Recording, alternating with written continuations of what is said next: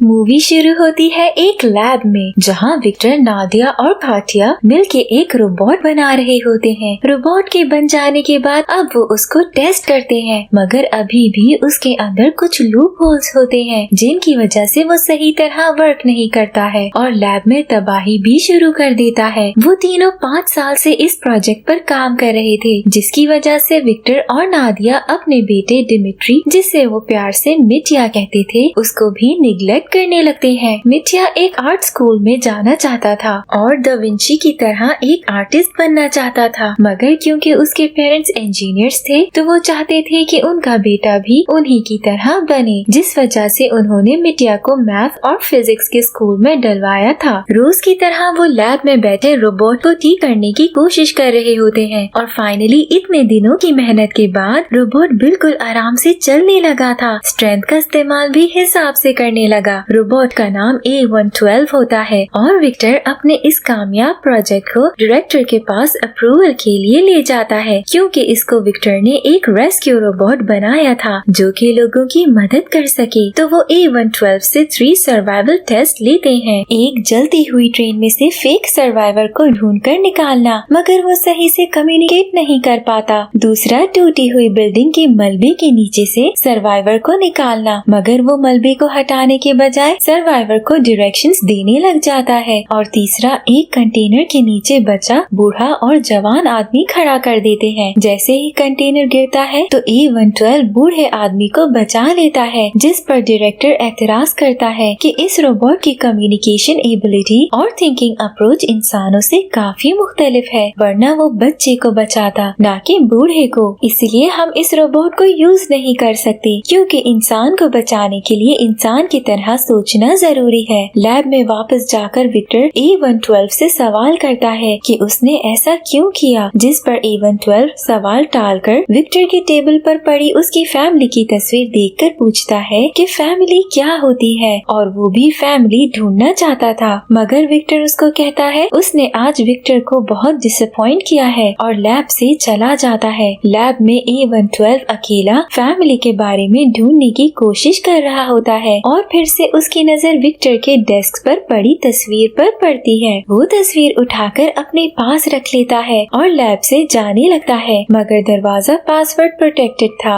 A112 अपनी strength का इस्तेमाल करता है और दरवाजे में एक सुराख बनाकर वहाँ से निकल जाता है। सड़क पर सबको लगता है कि वो कोई कॉस्ट्यूम पहने बच्चा फिर रहा है। जाहिर है रोज रोज थोड़ी रोबोट्स दिखते हैं लोगों को। वो सबसे फैमिली का पूछने की कोशिश करता है, मगर कुछ भाग जाते हैं, कुछ उसको भगा देते हैं और कुछ उसको डेविल समझकर डर जाते थे। आखिर A112 विक्टर की फैमिली की पिक्चर निकाल के उसको स्कैन करता है और उसके घर का रूट आइडेंटिफाई करके वहाँ चल पड़ता है। स्कूल में मिटिया क्लास में मैथ की क्विज सॉल्व करने के बजाय मिस का स्केच बनाने लगता है, जिसकी वजह से उसको F ग्रेड मिलता है। मिस उसके डैड को बुलाती है ताकि उनसे मिटिया का बिहेवियर डिस्कस कर सके। मिटिया इसी परेशानी में स्कूल से घर जाता है कि उसके डैड उससे मजीद डिसअपॉइंट होंगे। तभी रास्ते में उसको अंकल ग्रांट मिल जाते हैं, जो कि एक गार्ड थे और मिटिया के बेस्ट फ्रेंड भी। ग्रांट मिटिया को अपनी वर्कशॉप में ड्राइंग्स बनाने देता था, जिसको मिटिया अपना स्टूडियो भी कहता था। ग्रांट उसको कहता है कि वो उसके डैड की जगह स्कूल चला जाता है, मगर मिटिया मना कर देता है और घर चला जाता है। रात में विक्टर मिटिया को डांटते हैं और बुरे ग्रेड आने पर डिसअपॉइंटमेंट का इजहार करते हैं। अगले दिन क्लास में टीचर बच्चों को एक असाइनमेंट देती है, जिसमें उन्होंने रोबोट बनाकर लाना था और बच्चे मिटिया का मजाक उड़ाते हैं कि वो मोनालिसा का रोबोट बना के ले आया और मिटिया क्लास छोड़कर वापस घर आ जाता है। दूसरी तरफ A112 भी उनके घर आ चुका था। जैसे ही मिटिया वॉशरूम जाता है, वहाँ उसको A112 मिलता है, जिससे वो डर जाता है और अपने कमरे में भाग जाता है। A112 उससे कहता है कि वो उससे क्यों डर रहा है और फिर उसको अपनी वॉइस मॉड्यूल्स में से आवाज सिलेक्ट करने का कहता है। मिटिया समझ जाता है कि ये रोबोट हार्मलेस है। A112 अपना नाम बताता है, मगर मिटिया कहता है कि उसका नाम काफी अजीब है, तो वो उसका नाम रोबो रख देता है। रोबो मिटिया से फैमिली का पूछता है और वही पिक्चर दिखाता है, मगर मिटिया डिसहार्ट हुए कहता है कि ये कोई फैमिली नहीं है, मेरे पेरेंट्स बस अपना सोचते हैं और मुझे आर्ट नहीं करने देते। जिस पर A112 कहता है कि इस लिहाज से तो वो दोनों सेम है।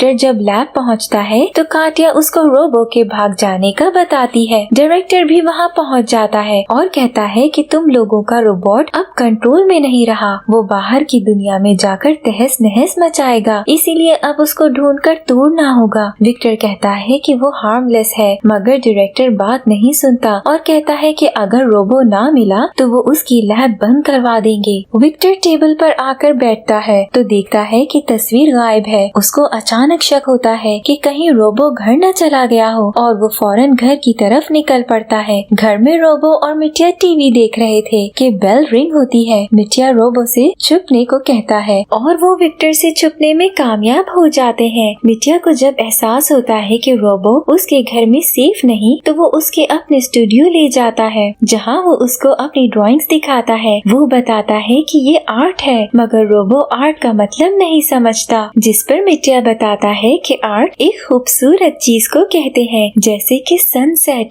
रात में खाने की टेबल पर विक्टर और नादिया रोबो को डिस्कस कर रहे थे, जिस पर मिटिया उनसे सवाल करता है। विक्टर बताता है कि उनका बनाया हुआ रोबोट गायब हो चुका है और अगर वो ना मिला तो जनरल उनकी लैब बंद करवा देगा। मिटिया पूछता है कि अगर उन्हें रोबोट मिल गया तो, जिस पर वो बताते हैं कि वो अपनी गलतियों को सुधारकर एक नया प्रोजेक्ट बनाएंगे और रोबो को तोड़ देंगे, जिसको सुन के मिटिया उन्हें रोबो के बारे में नहीं बताता। अगले दिन स्कूल में एंटन नामी बच्चा जो मिटिया को बुली करता था, एक टॉय रोबोट निकाल के टीचर के पास तक ले जाता है और उसका रिमोट मिटिया के हाथ में दे देता है ताकि मिस उससे सवाल करे। वो मिटिया को क्लास से निकाल देती है और मिटिया वापस स्टूडियो चला जाता है। दूसरी तरफ जनरल डायरेक्टर ने अब मॉस्को पुलिस को रोबो की खोज में लगा दिया था, ये कहकर कि वो एक डेंजरस रोबोट है और किसी को भी नुकसान पहुंचा सकता है। पूरे शहर की पुलिस और मिलिट्री रोबो को ढूंढने में लग जाती है। स्टूडियो पहुंचकर मिटिया को अंदर से ग्रांट की आवाज आती है। वो भागकर जाता है मगर देखता है कि ग्रांट और रोबो कार्ड्स खेल रहे थे। वो दोनों भी अब अच्छे दोस्त बन चुके थे। इसी गेम के दौरान दरवाजे पर पुलिस आ जाती है और ग्रांट की एटिक सर्च करने का कहती है। वो फौरन दोनों को सीढ़ियों से छत पर जाने का कहता है और मिटिया और रोबो वहाँ से भाग जाते हैं। पुलिस अंदर आ जाती है और वो भी रोबो के पीछे भागने लगते हैं। रोबो अपनी तेज स्पीड और ऊंची जंप करने की क्वालिटी की वजह से रूफ टॉप्स पर आसानी से जंप करके पुलिस से बच जाता है और मिटिया उसके साथ ही होता है। पूरे शहर में खबर फैल जाती है कि रोबो पुलिस से बचकर निकल गया, मगर उसके साथ एक बच्चा भी था जिसको उसने किडनैप किया है। मिटिया और रोबो एक कंस्ट्रक्शन साइट पे छुपे होते हैं और ये न्यूज देख रहे होते हैं जब मिटिया कहता है कि रोबो गुड गाय है और रोबो कहता है कि हाँ मैं परफेक्ट हूँ। इतने में मिटिया को ठंड लगने लग जाती है, जो रोबो अपने अंदर से एक शीट निकालकर उसको दे देता है और फिर वहाँ आग भी लगा देता है। वो कहता है कि ऐसा कैसे हो सकता है, इंसान जैसी एक इम्परफेक्ट चीज ने मेरे जैसी एक परफेक्ट चीज बना ली। मिटिया थोड़ा अपसेट होता है कि उसके पेरेंट्स परेशान होंगे और रोबो उससे कहता है कि वो उसको घर ले जा सकता है, मगर मिटिया मना कर देता है। घर में नादिया और विक्टर मिटिया को लेकर बहुत परेशान हो रहे होते हैं और नादिया विक्टर से कहती है कि हो सकता है जैसे जेनिटर ने कहा रोबो मिटिया का दोस्त बन गया था वो सच हो, मगर विक्टर उसकी बात नहीं सुनता और कहता है कि एक रोबोट इंसान का दोस्त नहीं बन सकता। सुबह जैसे ही मिटिया की आँख खुलती है वो रोबो से कहता है कि उसने ख्वाब में देखा कि वो दोनों पकड़े गए हैं, क्योंकि रोबो पहली नजर में ही पहचाना जाता है। जिसको सुनकर रोबो कहता है कि हाँ उसको एक डिस्गाइज की जरूरत है। रोबो वहाँ पर एक एस्केप रूट ढूंढता है और मिटिया को लेकर वहाँ से चला जाता है। उनका प्लान था कि वो दोनों रोबो के लिए एक डिस्गाइज ढूंढेंगे और फिर वो वहाँ से विगोडा जाएंगे जहाँ पुलिस उनको ढूंढ न सके।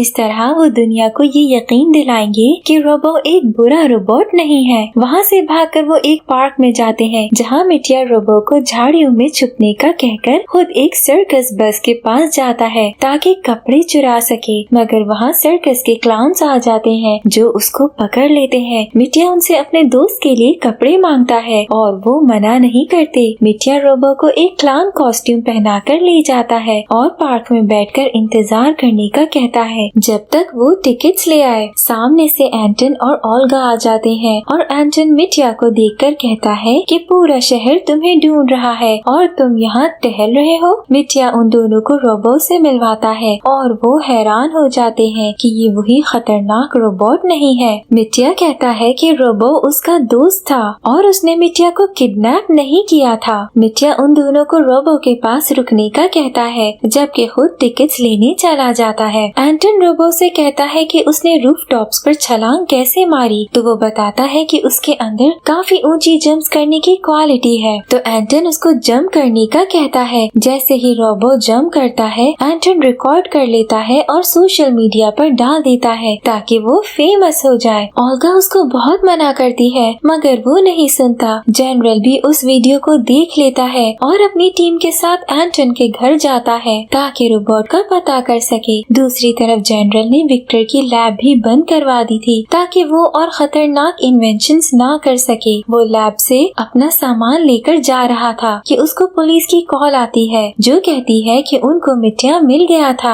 जब मित्या टिकट्स लेने जा रहा था तो रास्ते में पुलिस उसको देख लेती है और अपने साथ ले जाती है। पुलिस के लाख पूछने पर भी वो उनको रोबोट का नहीं बताता। विक्टर आकर उसको गले लगाता है और ले जाता है। वो रोबो के बारे में पूछता है तो वो विक्टर को सारा किस्सा सुना देता है मगर विक्टर को यकीन नहीं आता कि रोबो उसका दोस्त बन सकता है। वो कहता है कि उस रोबोट को तो कम्युनिकेट ना कर पाने की वजह से रिजेक्ट किया गया था, तो वो तुम्हारे साथ कैसे रह सकता था और उसने तुम्हारे ऑर्डर्स कैसे माने। मित्या कहता है मैंने इसको कभी ऑर्डर किया ही नहीं, हम दोस्त हैं और मिलकर सिचुएशन का हल निकालते हैं। विक्टर को बिल्कुल यकीन नहीं आता और कहता है कि मैं इस पर देखकर यकीन करूंगा। मित्या उसको उसी पार्क ले जाता है जहाँ रोबो और ओल्गा मौजूद थे। जैसे ही विक्टर और मित्या आते हैं रोबो उनको ग्रीट करता है। विक्टर उन सब से कहता है कि वो इस वक्त घर चले और रोबो से कहता है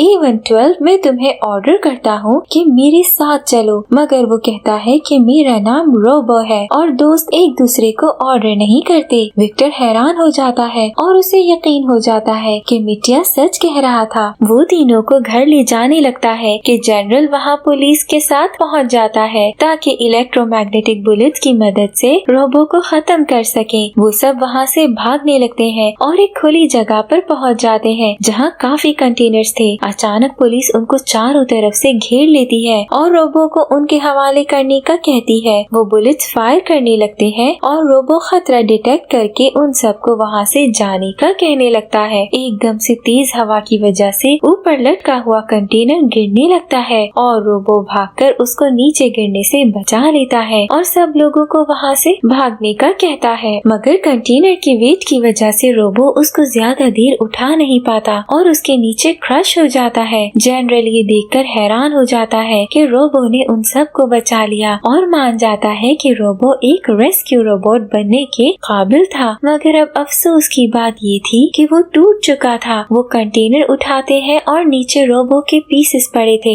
मित्या रोने लगता है और हर तरफ दुख का समा था। अचानक रोबो मित्या को बुलाता है और सब खुश हो जाते हैं कि रोबो का सिस्टम पूरी तरह शट डाउन नहीं हुआ था। फिर विक्टर को लैब वापस मिल जाती है। वो रोबो को भी ठीक कर देता है। मित्या आर्ट स्कूल चला जाता है और एक हैप्पी फैमिली मुकम्मल हो जाती है। इसके साथ मूवी की हैप्पी एंडिंग हो जाती है।